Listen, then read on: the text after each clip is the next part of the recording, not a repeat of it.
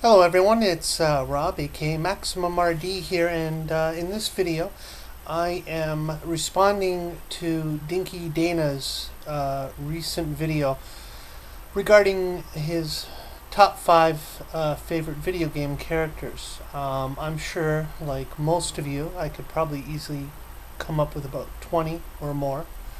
Probably a lot more than that, but I just gave it some thought. And I'm just going to give you the 5 favorites that came to my mind. They just stood out to me because they're very memorable to me. So with that, here's my 5, or 5 of some of my favorites. Psycho Mantis from the first Metal Gear Solid on PlayStation. Obviously, Metal Gear Solid on PlayStation 1 was an epic game, and I was just captured by that game. I was so drawn into the story and characters, but that when I came up against Psycho Mantis and some of the things just blew me away. Like when, of course, looking back on it now, you realize how it was done and everything, but it was just so unexpected at the time to have that villain read your memory card saves and basically tell you what games you were interested in, or what saves you had.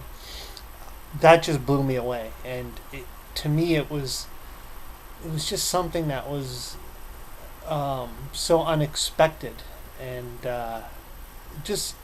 it kind of made me think, like, what the hell, this game is like coming to life or something. This is getting scary.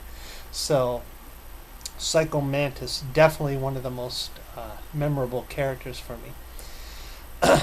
I'll also agree with you, Dana, on Conker from Conker's Bad Fur Day on N64. As I said in my reply there, my understanding was that at some point during development, and Conker started out as like a lovable, cute character, like the platform game Mr. Nuts, that squirrel. I think that was by Ocean, but he was more like that type of a character. Except in a 3D world. But at some point during development, Rare apparently had been informed or got wind of the fact that this was going to be a final game for the N64, and they just decided to take the game in a whole different direction with kind of a screw it mentality. Had a lot of fun with it, and just put a lot of their own humor and characteristics into the game, and it shows, and it's what made it great. As I said in my comment, from the Clockwork Orange like opening to just all the parodies and satires within the game, amazing. There was nothing, well, I'll say not only nothing like that on the N64, which typically being a Nintendo system was usually a lot more child oriented. So it was quite a surprise to see this cute little squirrel who was swearing all the time, cursing, drinking, and all that. It was just amazing. Number 3, I would say Nemesis from Resident Evil 3. Now, although Resident Evil 3 was not one of the best games in the series, I love the villain Nemesis. When I battled him, and you take him down, and I think, okay, like, you knew he wasn't dead, but you seem to have knocked him down, and you'd run away, and 2-3 screens later it would cut back to an animation of him getting back up again, and it was like, damn, like every corner you ran around, every new screen that you went on, there was always this fear that Nemesis would just appear. And that time, I think it was in the police station, where you're just kind of walking down the hall and he just bursts through the wall suddenly. I'm like, oh my god!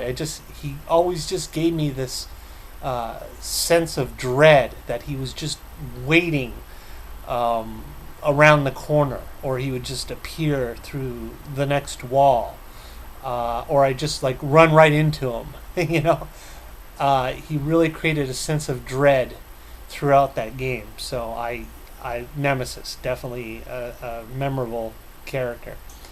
I'm not a big fighting game person, but in Street Fighter series, I admit it, Chun-Li. I don't know what it was with fighting games, but well, as is usually the case, the women will be the weaker character, but to balance that out, they'll usually be the faster character, the one that can pull off more moves or break out of combos and things like that. So for some reason, I just, I started with Chun-Li, and against most of my friends, I'd kick their butts with her every time. So it was kind of neat, because it'd be like, oh, you're picking Chun-Li, you're picking the girl, and then it's like, damn, you kicked my ass.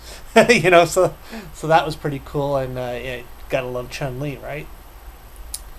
And fifth and final, James Sunderland, I believe was his name, Silent Hill 2.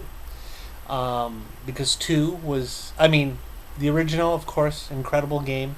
It introduced you to everything, but with Silent Hill 2 taking it to the next generation with the better graphics and interesting story about James getting a letter from his supposed dead wife, and you going to the town of Silent Hill. And I liked the character because he seemed like the everyday man, and you could relate to him. He was common, average, but a guy who just found himself in extraordinary circumstances. So yeah, that's it. Those are my 5 that came to mind immediately. Very memorable for me: Psycho Mantis, Conker, Nemesis, Chun-Li, and James Sunderland from Silent Hill 2. That's my 5, and thanks for watching, and see you next time. Bye.